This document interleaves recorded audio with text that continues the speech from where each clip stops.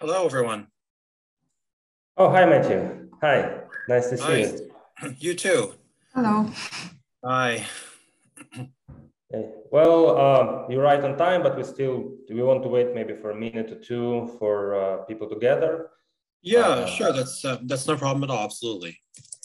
And I think you told me that you need to go somewhere else sharp after the presentation. Yes, so we need to mind the clock. What was the proposed timeline?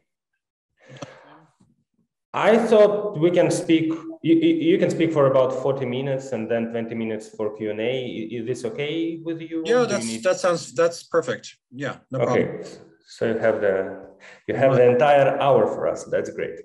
My presentation may take a little bit longer, and if we end up going 5 or 10 minutes over, that's also okay. No, that's fine. That's fine. Absolutely. So I have a PowerPoint. I guess let me share my. Let me come to that. Can you try sharing now? Do you have access? Sure. Have you enabled that? I think so. Yes, you have. Okay, good. Okay. 1 second here.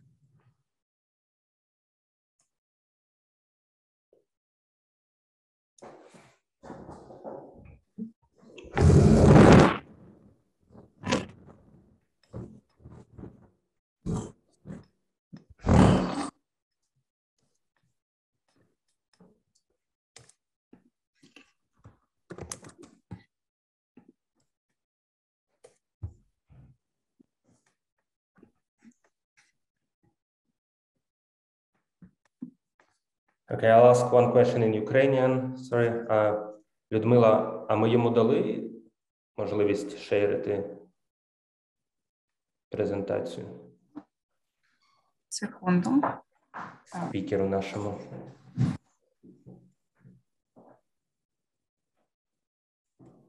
Yes, it looks like you did. I'm sorry, it just took me a minute. There was a little glitch on my end, but it's okay. Here it is. Okay. Metью host. Can you see the presentation now? Yeah, we can see the presentation, and I think we're right on time, so I can introduce you, and you will take over. Okay? Sure. Well, all right then. Thank you everyone for being with us at this online presentation. This is a series of workshops which we call Соціологія, показала, or Sociology has shown, and we are delighted to have speakers from different places of the world who study Ukraine or the region. This time we have Metью Laight, who is a frequent guest to Ukraine. He is an associate professor of criminology and sociology at the University of Toronto. And well, I have followed his works and presentations. I can advise you to check the YouTube video on HURI, Harvard Ukrainian Research Institute, where he presented a very interesting study work in progress about the decentralization and local police forces in Ukraine and municipalні варти. And this time he will present yet another paper, which is about Estonia and the connection between national security and private security. So Metью, the virtual floor is all yours. Thank you again for being here with us. So please. Thank you so much, Tim and Ludmila, for the invitation. It's wonderful to be with you. Dobry dan, szanowni kolegi. So the research that I'm going to present today is not directly about Ukraine, but is related to the larger project that Tim just mentioned, which has to do with the evolution of security practices and institutions in Ukraine since 2014. And I'm very happy to see here my Ukrainian colleague, Serhiy Bakhlai, who's working on that project. This particular paper, which is currently under review with a journal, but I'm afraid that, as usual, there will be plenty of opportunities for us to revise it, so I'm looking forward to your comments, is on the evolution of private security in one particular post-Soviet state, Estonia, But as we worked on it, it helped us generate comparisons and ideas about Ukraine's security issues, which I will try to share with you over the course of the hour. So the title of the paper is Private Security and National Security, the Case of Estonia. And my colleagues are Anne-Marie Singh, who is a professor here in Toronto, and Josh Gold, who works for the Government of Canada. So the broad questions that we begin with are, how do national security considerations influence the development of private security? So let me just take a step back here, and I realize that this is not primarily a criminology audience. So maybe the first point to mention, for those of you who are not familiar with this field, is that there's an extensive literature in criminology on both the public and private aspects of policing. Of course, the public police are what people think of as the police, the people who work for the government and enforce the law. But private security is also conceptually and empirically related to the public police force that we all know. And there is a developing literature on the causes of private security. I should say there is a well-established literature on the causes of private security development. But we hope to bring in some new questions and suggest some potential answers to them. So in a previous paper, Anne-Marie Singh and I were interested in the question of what determines when private security industries in particular countries tend to take off and grow rapidly and when they don't. So around the world, we see a large amount of variation in the growth of private security. In some countries, it's very well developed. In other countries, it doesn't seem to have grown much. And one of the points we made in that previous paper was that based on a review of the literature, as well as Anne-Marie's previous work, there appears to be a pattern in which countries that face major national security threats seem to generate more state involvement in the development of private security. So that does not necessarily mean that the state is trying to limit private security, but it does mean that the state is typically involved in cases like that in trying to manage its growth in the public interest, or with some kind of concerns about the security future of the country as a whole in mind. And this we thought was an interesting point to add to the discussion of private security, which has generally not focused that much on the role of high politics, particularly international politics, in the development of this industry. I'll say more about that in a minute. We became interested in looking at Estonia because it seemed like it should be what is often referred to in the literature as a most likely case. So you would think that if it's true that major national security threats tend to create more state involvement in private security, you would expect to see that in Estonia, given the country's very tense relations with Russia, its recent history of Russian Soviet occupation, and the possibility of a war, or at least the concern about that possibility in Estonia.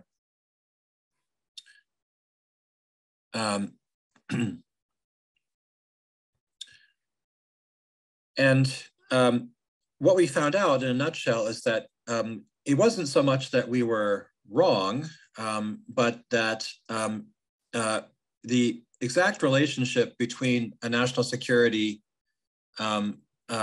problem or a security environment and the development of private security is a bit more complicated than we initially envisioned. So essentially, we find that the influence of the national security environment is mediated by other institutional and policy choices. It's not directly apparent. It has to be sort of disentangled from other choices that are made about large policy issues.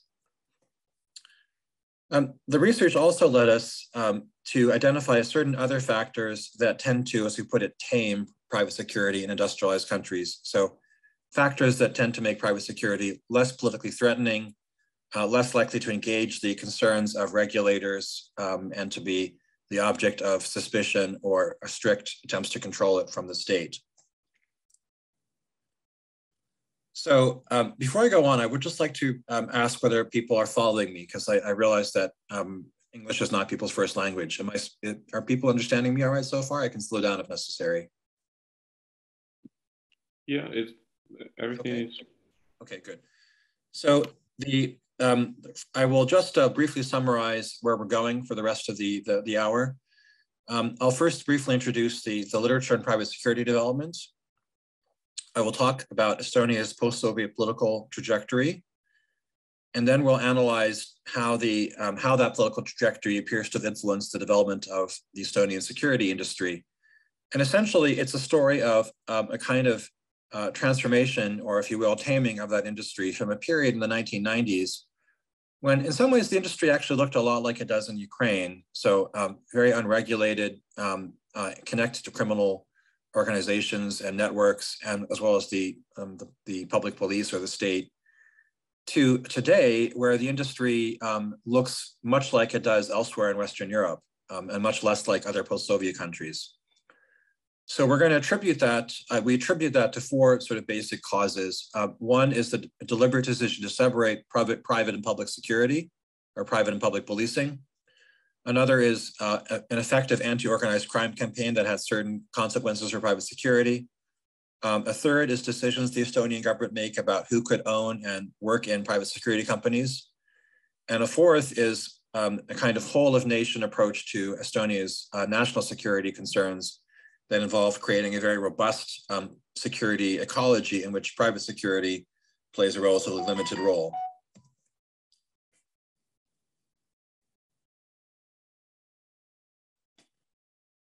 So I realize that this is not a criminology audience, and maybe I won't get us too bogged down in the details of this literature, but just to kind of situate the study. The literature on private security has tended to be very focused on economic factors. So early studies, including by Spitzer and Skull, suggested that we should understand private security as sort of a feature of capitalist economic development that responds to the needs of the dominant class for particular kinds of security that cannot be provided by the state. Later studies have made different kinds of conclusions. So one question is the extent to which private security is, in some sense, replacing public security. So whether this is, since the 1980s approximately, whether the growth of private security that's been observed in some countries is a reflection of kind of disinvestment in public sector as a result of neoliberal economic policies. A strong case has been made by Jones and Newbern that that is not accurate. First of all, it's not at all clear that there is a correlation at all, since public policing has not exactly shrunk in most of the Western world. In fact, it continues to be extremely well funded. So one suggestion is that private security is actually representing a kind of formalization of other aspects of how security was provided in society that have now been sort of turned into their own industry. There's also a kind of a regulatory debate that is somewhat relevant for us, which has to do with whether you see private security as something that should play at most a very subordinate role, and that state should have a kind of leading role in security. That's the so-called anchored pluralism school. Or whether you think that security, particularly outside of the industrialized world, cannot be monopolized by the state for a number of reasons, including financial ones, as well as ones of legitimacy. This is the so-called nodal governance idea that we should find ways, regulators should find ways to kind of encourage different forms of security provision and not just rely on the police.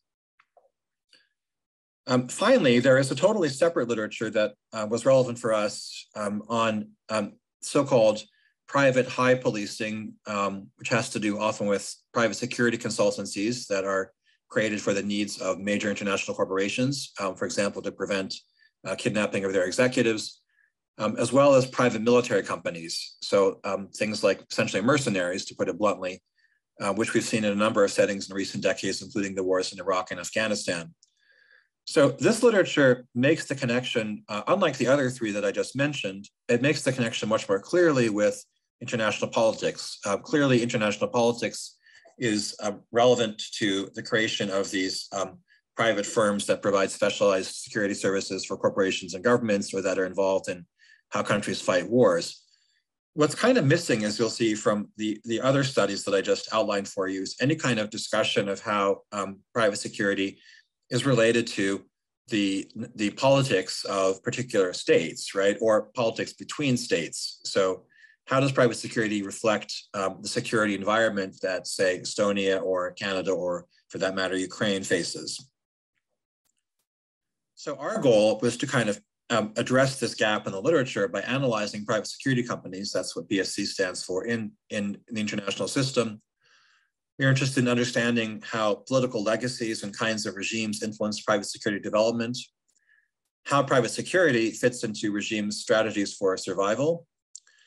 And as I suggested, we suggested that, or we expected that, as in a country that Anne-Marie studied, South Africa, the state will be closely involved in managing private security development in places like Estonia, where it is very focused on a major external threat. I can mention as an aside, we also considered carrying out the study in Israel, which would be another interesting place to look at it because of the similar geopolitical setting. We chose Estonia essentially for reasons of feasibility because I have some background in the study of the region. Okay, so we relied mainly on documentary sources, so industry reports, government white papers, legislation, and the Estonian press. I should mention that one of our authors, Josh Gold, is bilingual in Estonian and has spent a lot of time in Estonia. So he was essential in helping us both to identify those sources and to access ones that are only in Estonian. And we also conducted 7 key informant interviews in Tallinn 2 years ago to supplement these sources of information with people who have been involved in regulating the industry and setting it up in its early phases. So since this is a post-Soviet audience, I don't think I need to explain to you who was in charge of Estonia for most of the 20th century. So Estonia, of course, was annexed by the Soviet Union during World War II. The period of Soviet rule resulted in a large influx of Russian-speaking Soviet citizens who did not actually receive independence en masse when Estonia regained its independence in 1990. Estonia has also been studied in the political science literature for a couple of different reasons that are relevant for us. So one, it was sort of known among post-Soviet countries in terms of the extremely robust agenda of privatization. So attempting to really remove the state's role as a producer of economic commodities, which has been written a lot by Magnus Feldman. Just as important is the concept of hard budget constraints that Abrams and Fish write about. And what that essentially means is that unlike a lot of other post-Soviet countries, Estonia went very far in ensuring that private businesses would not be in any way subsidized by the state. So private and public sectors are very separate. And of course, Estonia is also known for its very flourishing digital sector, which includes both a private component such as Skype, as well as the so-called e-Estonia, which is basically the government's very extensive use of the internet to communicate with citizens and provide public services. At the same time, Estonia faces a very serious set of political challenges that are probably more severe than most other European countries. So though, of course, I'm talking to Ukrainian audience, so not Ukraine, right? But Estonia hasn't been invaded by Russia, unlike Ukraine, but Estonia certainly is afraid that that might happen. And that was part of the drive to enter the European Union and NATO, which have already occurred some years ago. As I mentioned, and as you might know, the question about the legal status and the role of the Russian-speaking community in Estonia has been somewhat complicated. They were not initially all given citizenship, but they were given permanent resident status and allowed to apply for citizenship. The general consensus seems to be that although there are inequities in Estonian society based on ethnicity, and the two communities are quite separate in a lot of ways, that it would not be accurate to say that the Russian-speaking population of Estonia is severely alienated from the state or sympathetic to the possibility of Russian political interference. Okay, so coming to our specific concern, we were kind of disappointed initially to discover that the Estonian security industry is not big, does not seem to be getting a lot of attention from the state, unlike, say, South Africa, which tried very hard to develop a private security industry, and is regulated much like other companies, other industries are regulated in other EU countries. So I I guess it's not surprising. Estonia is one of the smallest countries in Europe. It also has one of the smallest security industries. There is a mix. An interesting feature is that there's a mix of small local firms, as well as major European ones such as Securitas and G4S. So in case you don't know, the private security field has a small number of large international firms which are active all over the world. In Estonia, those firms seem to dominate kind of the larger customers providing security for major businesses. The smaller firms occupy different kinds of niches in this market.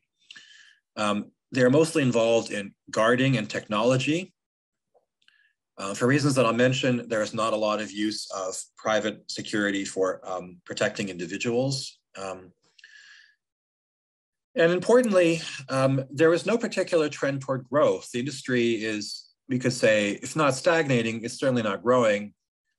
And somewhat to our surprise, it does not seem to be very connected to the separate but much more flourishing cybersecurity industry in which Estonia is a leader. So Estonia is a leader in software, and as a result of that, and also for political reasons I'll mention, it's become a leader in cybersecurity as well.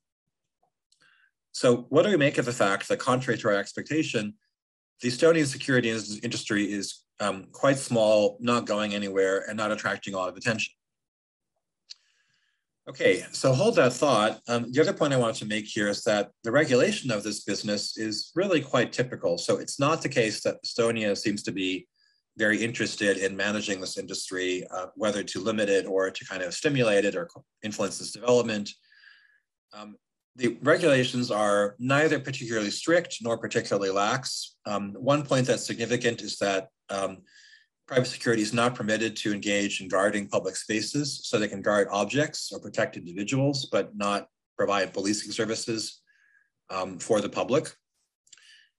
They make it rather difficult for private security companies to acquire firearms. So both the company itself and the individual have to be licensed for firearms.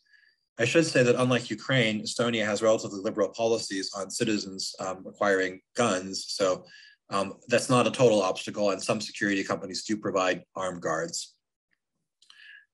One proposal on the table is to let private security companies provide, basically work on contract for municipalities in rural areas that are currently underserved. As of the time we wrote this paper, that was being debated, but it's not permitted under current law. The industry has also requested that the government reduce the regulatory burden and allow the industry to regulate itself in certain ways, such as by providing its own training and certifying its own members. That is also not the current policy, but may go through at some point. So what all this adds up to is an industry that's not all that big, doesn't seem to be that important politically, and just looks a lot like other modest private security companies in other Western countries. So here's the kicker. Why should you care? Well, if we go back about 30 years, the picture was totally different. And in the 1990s, I would say that the Estonian private security industry looked a lot like other post-Soviet countries. And in fact, it looked more like other post-Soviet countries today than its current version of itself, right? So it's really been transformed. If we go back to the initial post-independence period, we see a number of features that actually have some similarities with contemporary Ukraine. So first of all, there was a Soviet legacy that also continues to exist in Ukraine in the form of the guarding police, which in Ukrainian is referred to as the поліція, охорону, I believe, or in Russian, the охранная полиция. So this is a branch of the Ministry of Interior that provides policing services for pay and essentially competes with the private security industry. The concern about that is that that turns into, or has the potential to turn into, a kind of extortion racket, or a way in which the public police can inappropriately influence or attempt to extract money from society. I'll say more about that in a minute. Another related point was that security firms in early Estonia, post-independence Estonia, tended to emerge out of the police, which they were closely connected with, as well as the former KGB.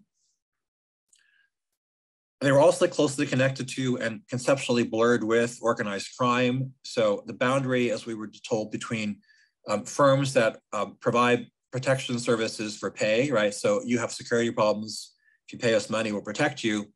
and essentially mafias, which tell you that you must pay the money or harm will come to you, was not all that clear. And one very interesting interview we did with somebody who was involved in the Estonian railway industry in the period, who mentioned that that industry was a target of frequent attempts at extortion that were couched as private security companies, but basically were essentially organized crime groups. The industry was also very connected with other private security in the post-Soviet region, which in turn was connected to Russian state public security institutions such as the FSB and the police. At the same time, there was kind of a broader question in Estonian society about the extent to which the Estonian government really controlled its military institutions. So in one particular dramatic institute, there was a mutiny of some elite troops called the Jaeger incident, which was eventually put down, but it kind of suggested that there was a risk that Estonia could become ungovernable and could not essentially control the people that it was entrusting its security to, so the police or the military. So, this looks like a very chaotic security environment in which the connections with the Russian state, as well as organized crime, as well as security institutions in Estonia are all quite mixed up. And it's totally different from the picture we observe today. And so that transformation was what we focused on.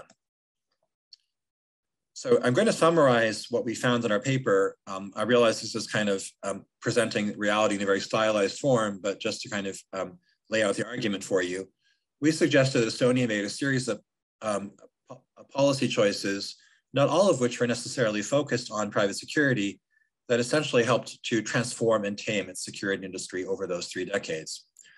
So I think in some ways, the most interesting for a Ukrainian audience is that Estonia very early on, essentially the minute it became independent, decided that it would not allow its police force to continue to provide security services on the private market. So they abolished the guarding police. And that is a contrast with other post-Soviet countries, including Ukraine. So why they did that is an interesting question. There was a legal argument that I won't bore you with, essentially that it was not permitted by the Estonian constitution. It also seems to be kind of consistent with the general policy that I identified earlier, sort of the ideological sort of approach towards separating out the public and private sectors in all aspects of society. So what is public should be public, it should have a public function and should only serve the public. What is for the market should be private and should not be mixed up with what is public. But it also had the effect of, and may have been intended to, essentially prevent this kind of police extortion racket that we see in places like Ukraine, for that matter, right? So people are in the police or have recently left it. It's funny, I actually talked to a Ukrainian colleague who was telling me about former police officers essentially setting up security companies where they provide the service of perhaps spying on businesses' competitors and digging up compromat on them and then selling that to the businesses to use against them. So Estonia did not want that. They wanted to create a kind of clear boundary for the role of the police, which was to provide public security and not to be available to be hired, right? So no this gun for hire in Estonia. Another aspect of Estonia's policies that I think hasn't really gotten the attention it deserves in the post-Soviet region was a very, I think, quite successful attempt to curb organized crime. So as I mentioned, in the 1990s, there was a very robust organized crime scene that was linked to other post-Soviet countries, and particularly Russia. Now, my colleague Gavin Slade has written about the very draconian approach that was used effectively, it must be said, in Georgia to attack organized crime there, that involved very harsh sentences for organized crime figures, very hardline prosecution strategies, seizure of assets, the use of extra-legal coercion.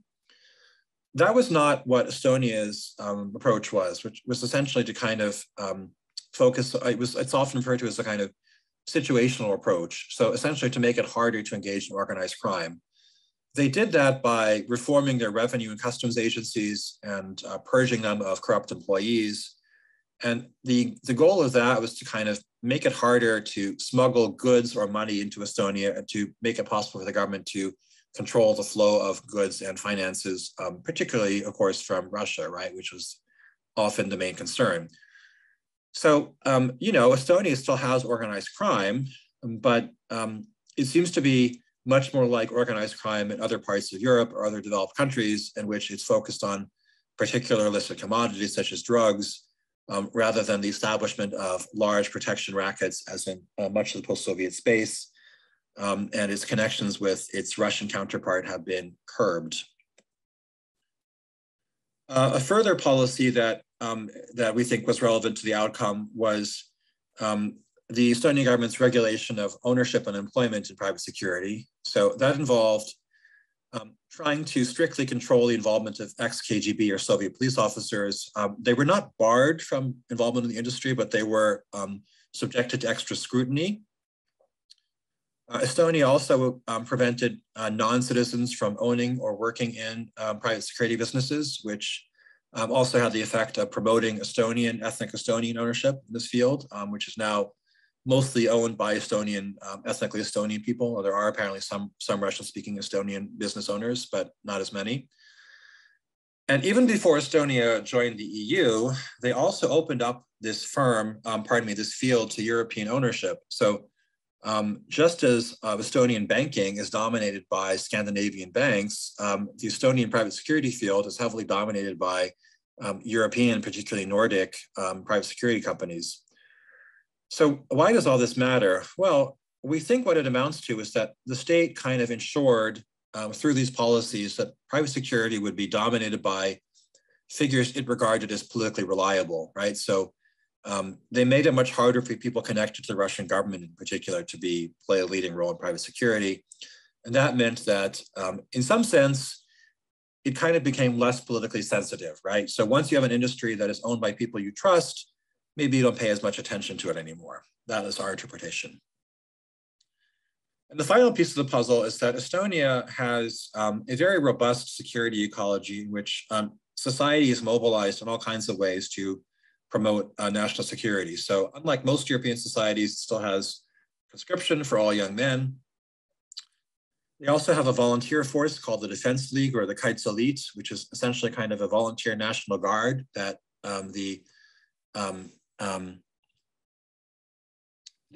somebody asked me about this in the chat, I can see. Well, I'm glad I'm able to answer that. The Defense League is a very large organization for a small country in which a lot of citizens participate. And one of our arguments is that it essentially kind of overshadows the private security industry. So the fact that Estonian citizens have all these ways of being involved in generating security that are sort of controlled by the state makes private security less significant. The final piece of that is that Estonia has actually made a conscious decision to liberalize its gun laws, so to permit citizens who can pass various background checks and other tests to acquire firearms.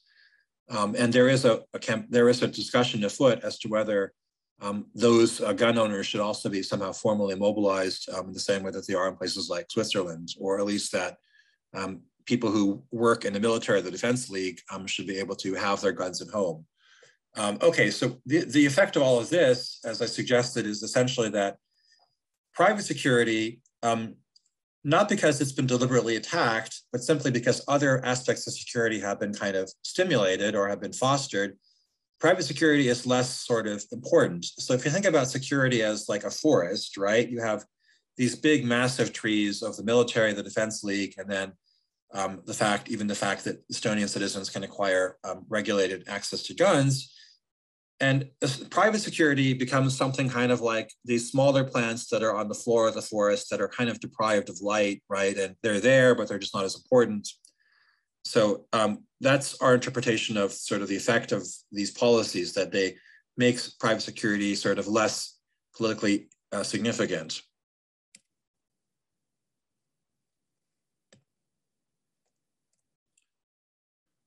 One point I'd like to mention is that in contrast to the conventional private security industry, Estonia features a very robust and growing cybersecurity industry. So some of you may remember the Bronze Soldier incident in which the Estonian government removed a Soviet military monument, and that led to large protests that were at least coordinated with Russia, if not actually stimulated by it. As a result of that, or following that, there was probably the world's first coordinated cyber attack on Estonian public institutions. And that really put Estonian officials in mind of the need to beef up private security. And they've really developed a very extensive private security industry in the cyber field. Estonia is also the NATO Center of Excellence. So there's some kind of NATO operation in Estonia to coordinate cybersecurity for the whole alliance. And this in turn has generated the growth of private security consultancies. So I mentioned earlier this author O'Reilly, who has written on the ways that the post 9/11 investment in the military and intelligence has led to kind of a proliferation of private security companies that serve these fields, that provide private services for military and intelligence services. So for example, the very high proportion of the US intelligence budget is now actually spent on essentially consultants, right? So the interesting thing is that somehow this flourishing private security sector in the cybersecurity field has remained very separate from the mainstream, the main sort of conventional security sector. They're not connected. Private security does not seem to be interested in moving into that field. And the government, as I mentioned, is making no particular efforts to kind of stimulate the growth of its private security business outside of the security, outside of the cybersecurity area.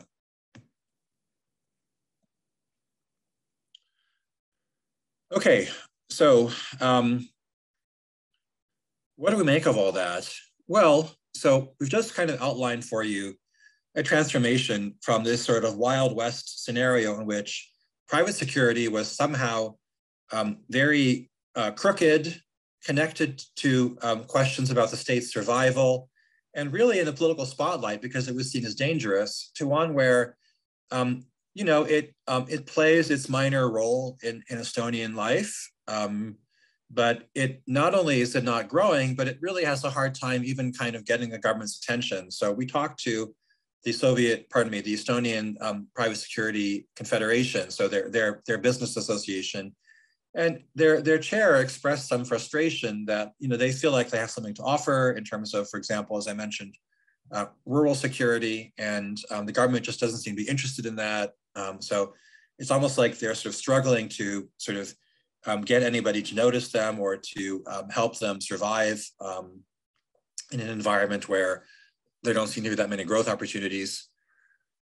So to sort of wrap up or to sort of summarize our argument or conclusions, to go back to our starting question, you have to say that the way that private security is influenced by national security considerations is not as direct as we initially believe, right? It's not like the Estonian government is out there to this day sort of trying to shape this industry, concerned about whether it might be politically dangerous or used against them in some way. They almost ignore it, as I mentioned.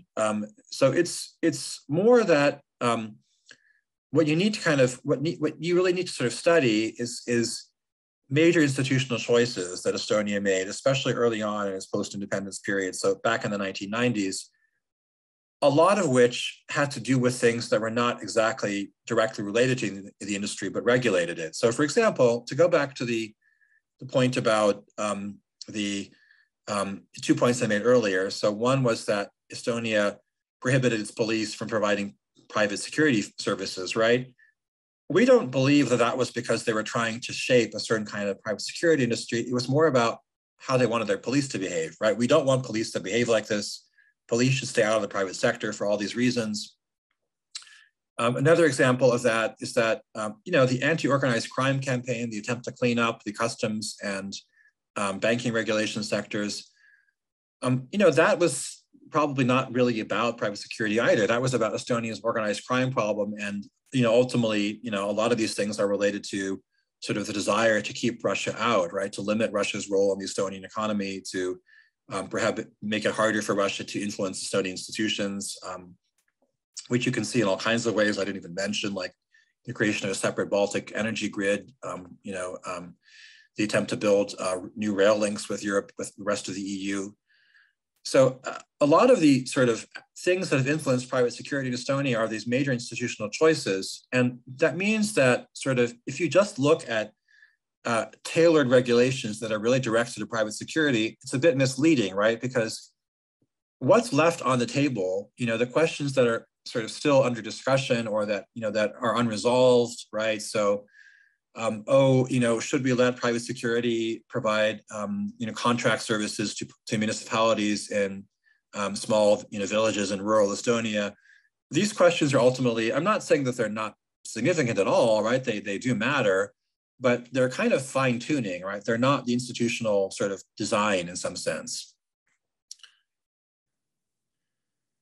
So if we wanted to kind of generalize from Estonia or suggest how these findings are applicable elsewhere, perhaps even in Ukraine, I think we could say that the sort of discrete mechanisms that we identified can be sort of grouped into two broader processes at a higher level of abstraction, which in turn can be applicable to other countries, perhaps including Ukraine. So I would say that the two processes are constraining private security and embedding it. And what I mean by constraining is limiting its political and economic significance. So sort of giving it a defined role in Estonian life or any country's life beyond which it really can't operate. And as I mentioned, also sort of delimiting it from public institutions, and also building up public institutions around it that are big and strong enough to kind of limit the significance of it. That's what I mean by embedding, right? So we can see both of these processes in Estonia: constraining private security, defining it, and also kind of embedding it in a larger security ecology where it's less important. So in terms of the transferability of these ideas to other countries such as Ukraine, I think it's complex, right? These are complex processes with multiple dimensions, and there is one sense in which Estonia is really distinctive, right? Which is sort of the very strong focus on creating a very robust security ecosystem of public institutions or public civil society institutions, such as the emphasis on universal conscription and the kites elite, right?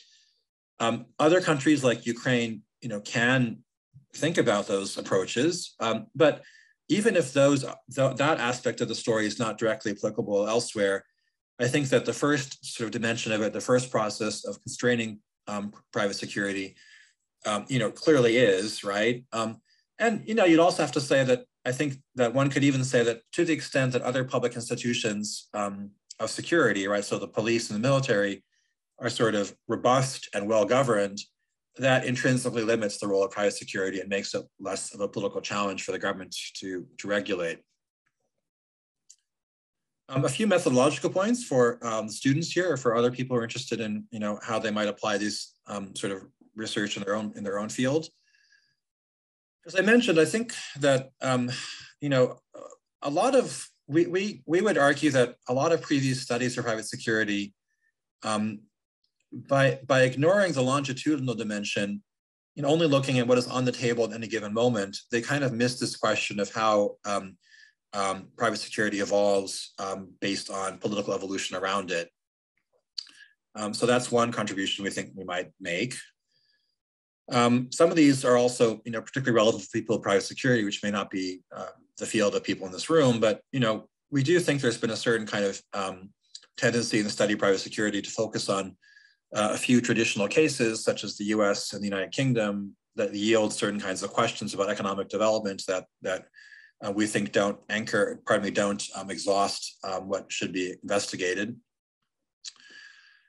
A final point is that in terms of this debate I mentioned earlier about sort of how we should see security as a public good, it's really hard to say in Estonia, right? Because Estonia, in a way, kind of suggests how perhaps limited that dichotomy is. Estonia has both a very strong sense of the need for a robust private sector, right?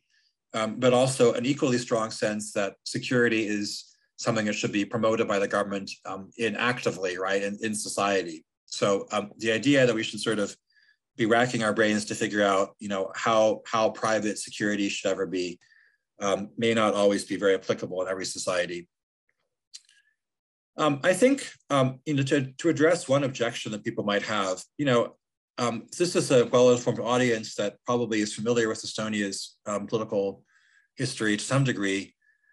And you could almost say,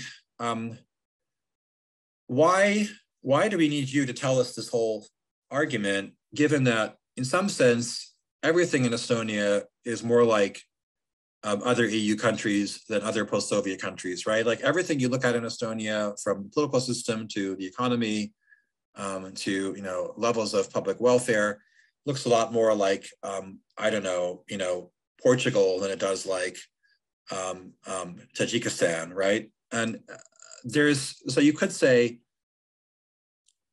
in some sense, it's overdetermined, right? It was just kind of inevitable that the security industry would look like this. And I think that, I guess our answer to that would be, we think that we have provided a mechanism that shows how Estonia's policy choices did kind of influence the development of private security. But we don't necessarily claim to answer the question about why did Estonia do all these things, right? Like that's the kind of meta question.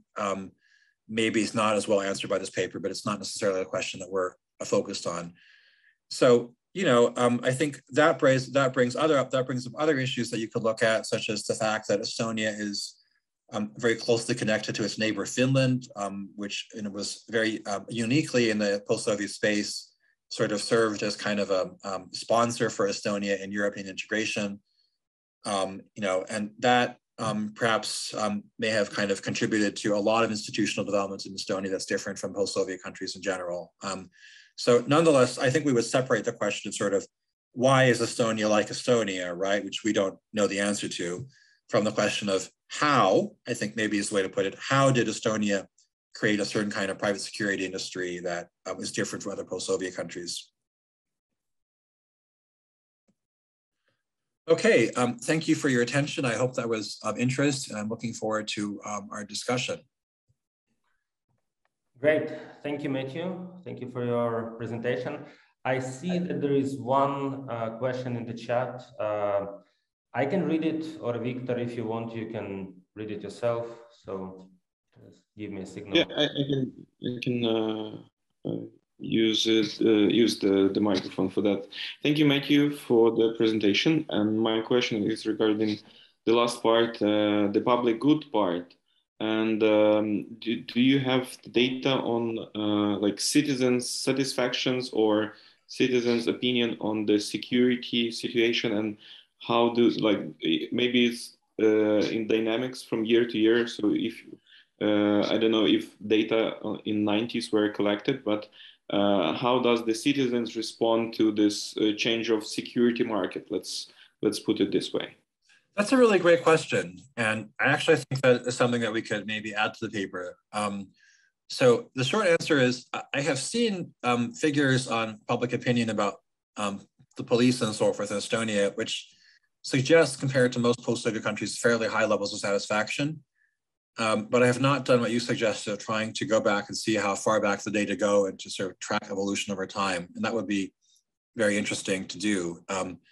I suppose the reason why you're asking that is that you can sort of see a kind of a trend toward greater public satisfaction that might, in some sense, bolster the argument that, that I was suggesting that to the extent that private security is embedded in a public security sector that is successful and popular, that might kind of limit its role, right? Is that why you raised that question? Partially, because like any type of policy is aimed to provide some quality of public good. Yeah. And for example, my question is, do Estonians assess how their policy choice works? So if at some point they decided to allow these private companies, how citizens feel about it? Do they feel safer in the neighborhood? Because it's about the model. It's not about correct or wrong. I have not actually seen data on citizen satisfaction with private security, and I would be surprised if that exists, but it would be something to look for. I have to admit that I did not specifically seek that out, but it's a good question. Estonia is not that big, so they do have data on sort of feelings of insecurity or people's attitude toward the police, but I'm afraid it's unlikely we're going to find that they have surveys about how people feel about the private security industry, but we should certainly check on that. So, yeah. Or maybe another angle, whom citizens trust their security. For example, do they trust it to, I don't know, local sheriff, their friends, private security, or the National Guard? So who doesn't trust to their security? Yeah, no, it's a very good suggestion. We probably should try and hunt down some public opinion data. I mean, you know, I think you'd have to think about exactly what it would mean, right? But to the extent that there seems to be sort of broad satisfaction with the public aspects of security in Estonia, including the police and the kites elite, then that would maybe help to support our argument, right? I think, yeah. Thanks for that. It's a good idea.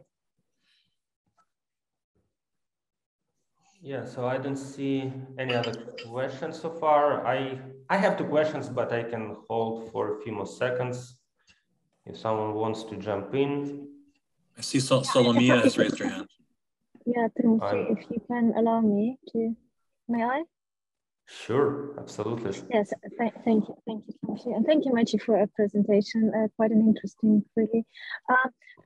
I do know and understand that it's out of the scope of this conversation, but I'm just wondering, have you encountered or made yourself any research, like comparative research on Latvia and Lithuania? Because as far as I know, from my engagement, there is kind of a private guard police within the Latvian context. And did you encounter any research that would actually compare this added value of getting rid of the guard police, as you call it, in Estonian research? No, I know for a fact that at least in the early period that it was mentioned that the neighboring countries did not abolish the guarding police. Whether they've done so since then, I should check on. No, they actually didn't. I don't know about actually Lithuania, but they didn't do it in Latvia. That I'm sure about. Yeah. And I'm just just to like a controlling group. Like, does it make sense to get rid of it? Is it really a value added of getting rid of this function? So I think that these institutions have been studied in other post-Soviet countries, so notably Russia and Georgia, including Ukraine. It's also been written about in the Ukrainian context. And, it's a question of inference, right? But if you ask me, I think that the literature suggests that they play a negative role where they exist. For example, in Georgia, everyone talks about Saakashvili's police reforms, but one of the things he did was he actually sort of turned this, the guarding police into kind of like a private ministerial slush fund that was used to sort of dispense money to people supporting the government. And, they really sort of prevented a private security market from taking shape. In Ukraine, it's already clear from our research that not only are they connected to kind of unsavory business activities, but I think it seems to be clear from the descriptions that have been offered of them, they are intrinsically, in some sense, a bad idea, in that they make policing into an entrepreneurial activity rather than a public one. I see why it would be desirable to have. The Latvia is Estonia's neighbor and is similar to it in many ways, and it would be great if there were actually, the security police in Georgia. If there was sort of like a very sort of direct, foil or counterexample there. But I don't think it's a huge leap, to suggest, as we're doing, that the decision to separate out the public function of the police from the private security market contributed to, the result we observe in Estonia, which is that there seems to be sort of less prevalence, or maybe almost no prevalence, of kind of police protection rackets or sort of inappropriate business activities by the police, which we see elsewhere, including in Ukraine. So, I think it's a question about what kind of evidence do you think is sufficient. It's a fair question. I'm not dismissing the question. Right? It's just, we can sort of it's not that I'm dismissing your conclusion that it's really good. Because I kind of remember the kind of counter arguments about having it, and I understand it's not a sustainable one, but this market is also part of an employment sphere where, you know, former police officers and there have been many of people in policing, so they had an official market to go and work in. It was kind of close to a plus argument for having it. Yeah, but, I mean, yes, I don't understand strategically. It might be really a weak argument. Let me take that on, right? I mean, because I think that's a really important point. You know, in Canada and other countries, there are debates about what kinds of business activities the police should be allowed to engage in, right? And for example, we recently had kind of a controversy in the city of Toronto about the police were given a kind of role in supervising construction sites or street work sites, right? So you would be walking down the street or driving by the street, you see some municipal crew carrying out some kind of repair to the street, right? And then there'd be a police officer standing there guarding it, right? And that cost a lot of money. And eventually it was sort of argued successfully that this is really not necessary. You can always call the police when there's a problem, but you don't really need to have an officer standing there doing nothing, right? And being paid by the city of Toronto for overtime work. So, you know, there is an argument that that everywhere, including in industrialized societies or, you know, in the global north, right, that it is desirable to give police ways of supplementing their income that are not corrupt, right? Because they might want more money and you'd rather that they pursue those opportunities without corruption. I think, you know, it's a fair point, right? But I sort of think that in some ways that this experience of the post-Soviet countries is that, you know, you might come to a point where the cure was worse than the disease. And it does sort of seem like when you institutionalize a kind of a private business opportunity that's a monopoly for the police, you are sending a very strong negative signal about what the police are for and why people should go into it, which is to make money off citizens. And if you think about it, you know, the message, it's probably better. I mean, look, I'm not a Ukrainian citizen, so I don't want to suggest that it's my place to, or that I know the answers, right? But it's probably better in general to pay police well and try to motivate them to be good public servants than to kind of, than to have a kind of tacit arrangement in which they're not that well paid, but they can supplement their income through interventions in the private security market that, you know, sometimes seem to bleed over into sort of, you know, inappropriate use of their official knowledge or their official role, and which in any case involve them in competing with private businesses that, you know, in some sense are supposed to be providing private services, right? Like, you know, the example I give to my students is, how would you feel if I were to come to class and say that you could hire me for $200 an hour to tutor you for the test, right? You know, you might sort of feel like, well, you're actually being paid a salary to help me anyway, right? So the very idea that you should be offering your services like this to people to whom you're supposed to be working, right? It's your job to help us. That's already kind of a form of corruption in some sort of very basic sense, or at least it is a way of shunning your official duties in favor of an unofficial source of income that is not supposed to be what you're spending most of your time on.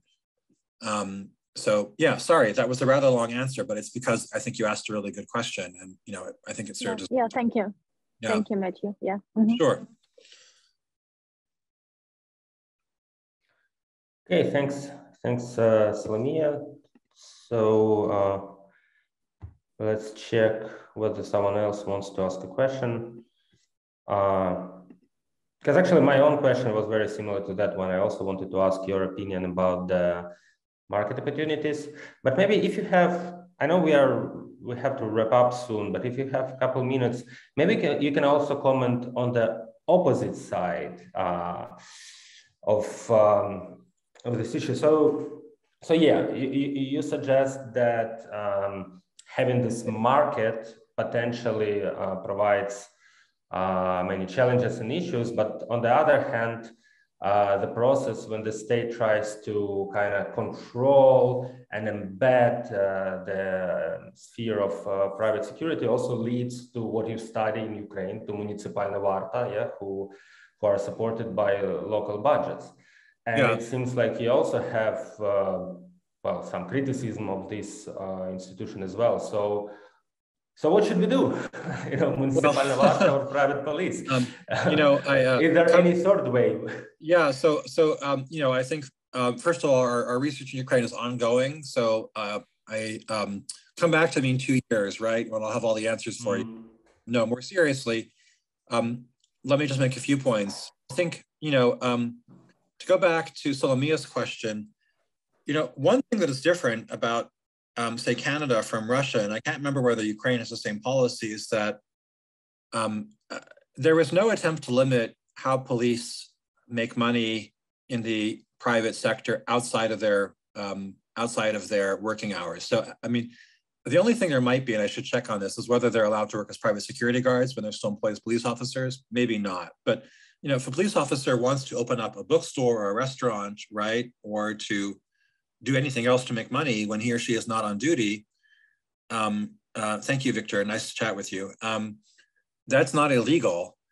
And if we contrast that with Russia, right, where there are very strict rules, and basically it's prohibited, right? Police are not supposed to have any other kind of employment or economic activities. And arguably, I mean, that's a very bad idea because, as my Russian colleague has pointed out to me, my Russian colleague Leonid Kosal, who's a scholar of Russian police, that essentially, creates a situation where it is, people might want more money and there's no legal way to do it, right? And so you're almost sort of channeling them into illegal ways, and you're creating ways that they can be controlled because by other people, by, their illegal activities. And if your goal is to create a public service that is transparent and above board and is performing a public function and is accountable to the law, then you want, in some sense, to make the rules reasonable so that people can comply with them, while also making a living. So, not to suggest that everything is perfect in Canadian policing, but I would say that in this particular issue, it may be something that Ukraine and other post-Soviet countries should think about, right? That to ensure that police officers can earn a living lawfully as police officers, while keeping them out of illicit activities that they shouldn't be engaged in, right? Rather than sort of making it hard to be lawful, easy to be unlawful, and then creating opportunities for, compromise, right, or corruption. I think that there's a similar, although somewhat distinct question involving the municipal guards. I already feel comfortable in sharing with you my tentative, idea that the municipal guards in Ukraine, they do seem at some level to respond to the over-centralization of policing in Ukraine. A lot of people in Ukraine find the sort of current structure of the national police to be unduly centralized. And, there is an argument. I mean, I would like to wait until all the data are collected to kind of make it conclusively that the response should be to kind of acknowledge that this demand exists in society and on the part of Ukrainian municipalities, and to sort of formalize and regulate the role of municipal governments in providing security, rather than the current status quo, which is essentially to say there is no rule, right? There is one police force in Ukraine and everything else is not a police force. So, I mean, it's a slightly different issue, but I guess at a higher level of generality, they're similar in that they both involve, sort of trying to think about what is a feasible policy that can be, effectively governed by law, rather than kind of enforcing an unfeasible policy that leads to violations of the law and at a minimum sort of lack of clarity in the law. I just see that somebody else, there's another question here from Katerina. Let me just read this quickly.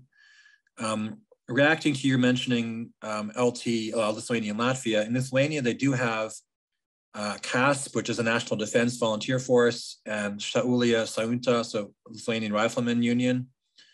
But these are, interestingly, this sounds a bit like what we're talking about in Estonia. So, I think okay, you know, we did not do kind of a comparative case study of Estonia and its Baltic neighbors. If our paper is published and one of you feels like applying our argument to see whether it holds water with the sort of use of data from Estonia, from Lithuania and Latvia, that would be great.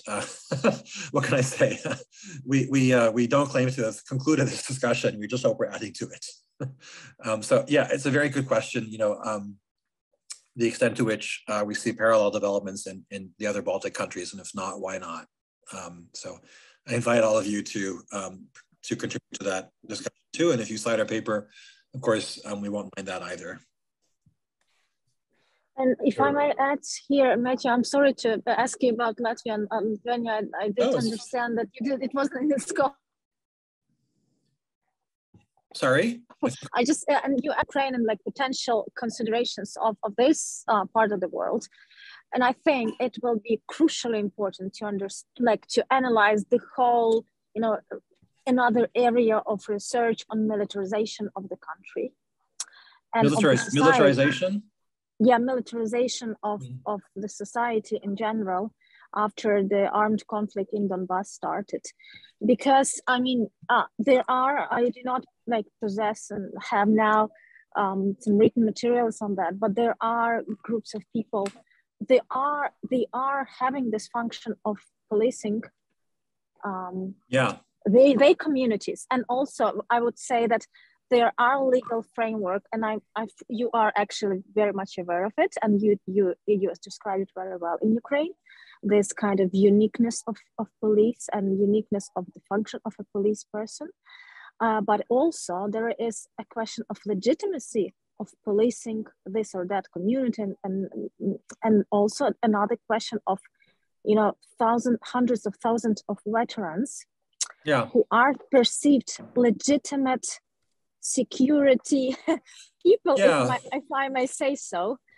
So this, I mean, if you ever start something with your colleagues, I think we all will benefit from it. But I think it's, you know, a very big part of area to be studied as well. I completely agree with you. And, you know, I suggested in the presentation, and we suggest in the paper, that in some ways, Estonia in the 1990s, you know, it was a lot more like other post-Soviet countries, right? And other post-Soviet countries, including Ukraine, you know, still share a lot of these features of the public security environment. But you're completely right.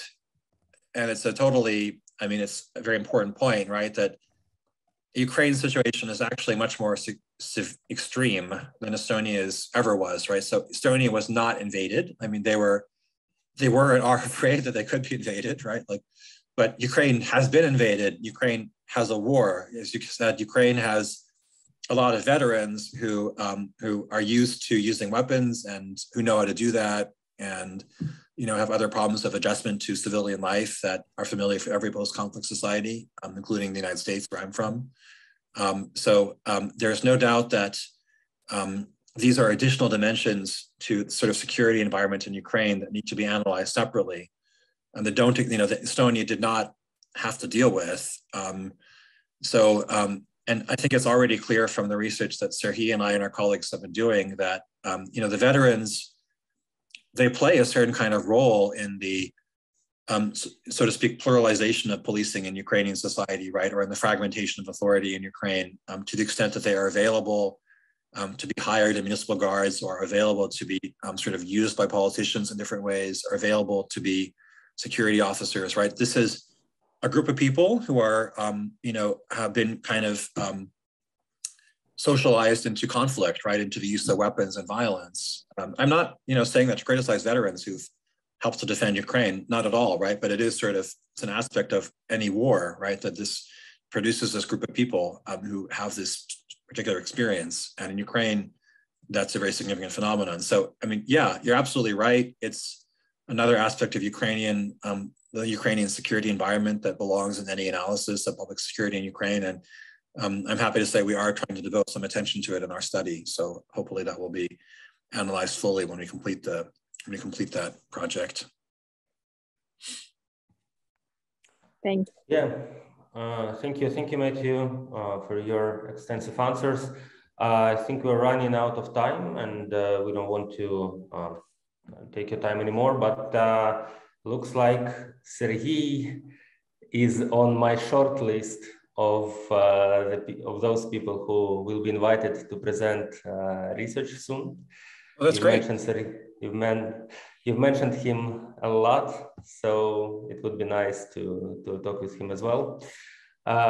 Anyways, thank you all very much for your time, for your questions. Metью, we will post this presentation on our YouTube later, and I hope we will see you next time, perhaps in person. Дякую, and до побачення. Thank you so much. I really enjoyed our conversation. Thank you so much. Have a good evening. And to Metью, have a good day. Bye-bye. Thanks. Bye.